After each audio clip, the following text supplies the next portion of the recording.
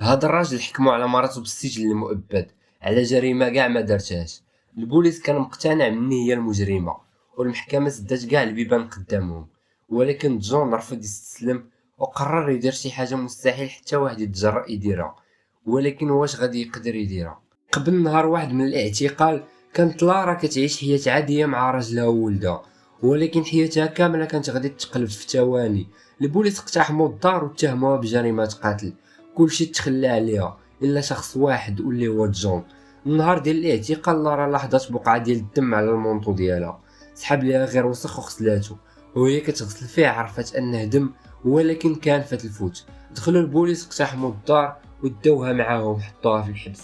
ومن بعد 3 سنين وهما مجرجرين مع المحاكم والاستئنافات، المحامي قال لجون واحد الهضره قاصحه، قال ليه ما بقى حتى امل، اخر فرصه قانونيه باش تخرج من الحبس ضاعت. ملي عرفت الخبر استسلمات وحاولت تنتحر في الزنزانه ديالها. وفي هذيك اللحظه جون خدا قرار غادي يبدل حياته كامله. الا القانون ما قدرش يخرجها هو غادي يقدر ينقذها. ومن هذيك اللحظه جون ما بقاش كيرجع للور. جون كان راجل بسيط واستاذ اللغه الانجليزيه، وما كيعرف والو على الحباسات والهروب منهم. اول حاجه دارها حل البيسي ديالو وبقى كيقلب في الانترنت كيفاش يحل القفوله.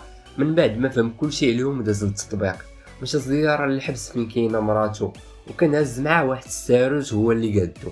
قدر يدوز من السكانير بطريقه ذكيه، وهو كيتسنى وسط هذاك الزحام دخل الساروت في واحد القفل، ولكن الساروت حصل وما بغاش يتجبد ليه. استخدم معاه القوه وهو يتهرس ليه، حصل واحد الحصله خايبه، والبوليس عرفوا شنو طرا وشافوه في الكاميرات. ولكن قال لهم راه ماشي انا، حيت انا اصلا كاع ما كنتش واقف تماك، كنت واقف هنايا حتى كان غادي يتورط، ولكن عرف كيفاش يخرج راسو. من بعد هاني مشى شاف واحد السجين قديم عنده خبره في الهروب من الحباسات. خونا عطاه شي معلومات سريه، وزاد قال ليه الا بغيتي تبدا في الخطه ديال التهريب خاصك تكون مستعد لاي حاجه، وخاصك تشري سلاح ضروري. جون عرف كيفاش خصو يدير وبدا كيرسم الخطه في الحيط ديال الدار. ولكن كاينه مشكله، وتقدر تضيع الخطه كامله واللي هي الفلوس. جون بدا كيقلب على الفلوس، سول واحد كيبيع الحشيش على شي واحد كيقاد باسبورات مزورين، صيفطوا لواحد البواط وقال ليه سول في شي واحد. وصل وسول فيه قال ليه راه لهيه. وصل عنده قال ليه انت هو فلان، قال ليه هي انا هو فلان، قال ليه اجي معايا. خرجوا من واحد الباب، خرج فلان وخرج جون، وهو تجي فيه واحد الكروشي قلباتو، وكانوا داروا ليه هاد الخطه باش يسرقوا ليه الفلوس اللي كان جايب معاه.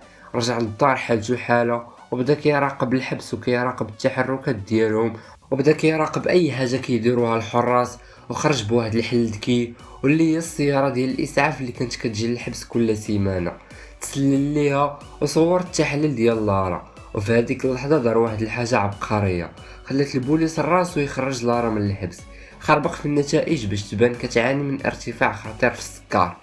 جون كان باغي يخلي البوليس هما اللي يديوها للسبيطار، ومن تماك غادي يهربها. جون ما كانش عنده الوقت، خدا واحد القرار مجنون، مشى للعصابه ديال المخدرات اللي ضربوه، تخبع مورا الدار وهو ينقز على واحد خونا قدام الباب باش نقع عليه، وهددو الاخر بالسلاح، ودخل واحد خونا صحيح هو واحد المالين هو لواحد البيت وزد عليهم بجوج، وبقى غير هو والزعيم راس في الراس، وبقى كيهددو يقتلو اذا ما عطاهش الفلوس اللي داو ليه. ولكن ما بغاش يدوي، وكان جون بغى يحرق الدار وهو يهرب ليه الزعيم ديال العصابه، وتبعو صفاها ليه وجمع الفلوس اللي ديالو واللي ماشي ديالو وهرب. الراجل البسيط اللي كان غير استاذ ديال لونجلي ولا خطر من العصابه. وصل النهار ديال التنفيذ، جون دا ولدو لوك للحفله ديال عيد الميلاد ديال الصديقه ديالو. قال لامها نيكول الا تعطلت راه كاينه النمره ديال جدته في الفيستا وعيطي عليها تجي تديه. قالت لي لا غير خليه ماشي مشكل. من بعد الامبيلونس كتجي كتهز لارا كتديها للسبيطار وكيسبقها لك بالطونوبيل. غير دخلوها مشى دخل عليهم للشومبر بالسلاح وكتف هذوك البوليس اللي كانوا حاضينها، وقال ليها يلا هاكي بدلي حوايجك. ما بغاتش تمشي معاه حيت خافت. قال لها الا كان عزيز عليك ولدك وتبغي تشوفيه مره واحده اخرى هذا هو الحل الوحيد اللي عندك. لارا كانت خايفه ومصدومه ولكن مشات معاه. خرجوا من السبيطار وهما متنكرين في اللباس ديال الاطباء، والبوليس تابعينهم من اللور. ركبوا في الترامواي، ولكن الضابط النبلوسي كان قريب يشدهم. وقف جون الترام بالمفاتيح ديال الطوارئ ونقز برا، ركبوا في واحد الطوموبيل كان بلاصيها تماك ودازوا من الجسر قبل ما تسد الشرطة الطريق. كان بينهم وبين الحرية غير دقائق. مشاو للحفلة باش ياخدو لوك ولكن ما كانش تماك. نيكول دات الدراري كاملين للحديقة ديال الحيوانات وكانوا غادي يرجعوا من بعد ساعة، وجون كان بقات ليه غير 35 دقيقة قبل ما تسد الشرطة المنطقة كاملة. وقال لارا غادي نرجعو نشوفوه من بعد، ولكن لارا ما قداش تحمل هادشي اللي قال. حلات الباب ديال الطوموبيل وحاولت تنقز منها. جون شدها بالزربة والطوموبيلة قربت تقلب، ولكن تمكن من السيطرة عليها. شاف لارا وقال ليها الا وقفنا دابا كلشي غادي يضيع. بكات وقالت ليه ما نقدرش نخليه ما نقدرش. جون قلب الطريق ومشى للحديقة، لقى لوك هزو مشى بيه للطوموبيل وكملوا الهروب، وامرهم باش الا لقاو شي راجل وولد صغير ومرا في شي طوموبيل يشدوهم.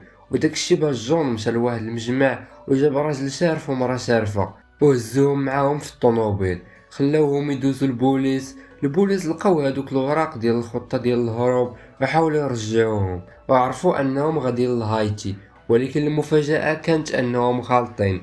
وصلوا للمطار والباسبورات المزورين واجدين.